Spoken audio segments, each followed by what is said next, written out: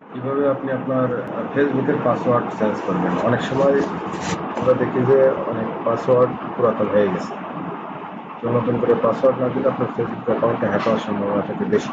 তো আজ আমি আপনাদেরকে দেখাবো যে ফেসবুকের পাসওয়ার্ড কিভাবে চেঞ্জ করবেন। তার আগে আপনাদের কাছে অনুরোধ যে আমার চ্যানেলটা অবশ্যই সাবস্ক্রাইব করবেন এবং পাশে থাকা বেল আইকনে ক্লিক করে সাবস্ক্রাইবটা করে দিবেন।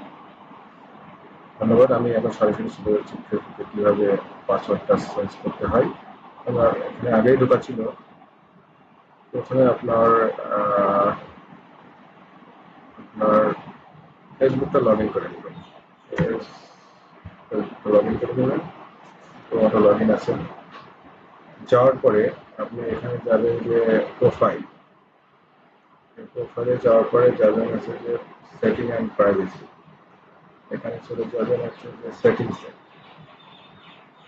একটা ড্যাশবোর্ড আসবে। এই ড্যাশবোর্ডটা আসার পরে আপনারা এখান থেকে যাবেন যে পার্সোনাল ডিটেইলস। এখানে আসার পরে এখানে যাবেন পাসওয়ার্ড অ্যান্ড সিকিউরিটি। এখন এই যে চেঞ্জ পাসওয়ার্ড, এই অপশনটা চেঞ্জ পাসওয়ার্ড দেন।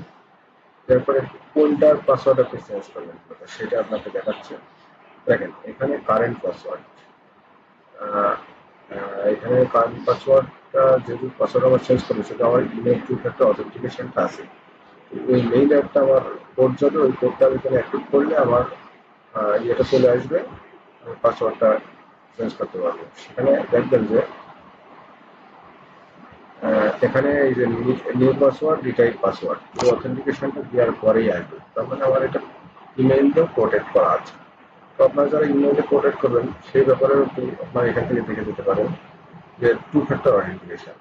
এই টু ফ্যাক্টর অথেন্টিকেশনটা হচ্ছে যে আপনার mobile verification plus email verification. দেখেন আমার ইমেইলে একটা কোড দিয়েছে, এই কোডটা এখানে যদি আমি দিয়ে দিই তাহলে আমার এইটা পাসওয়ার্ডটা পরিবর্তন করতে পারবো। ধন্যবাদ।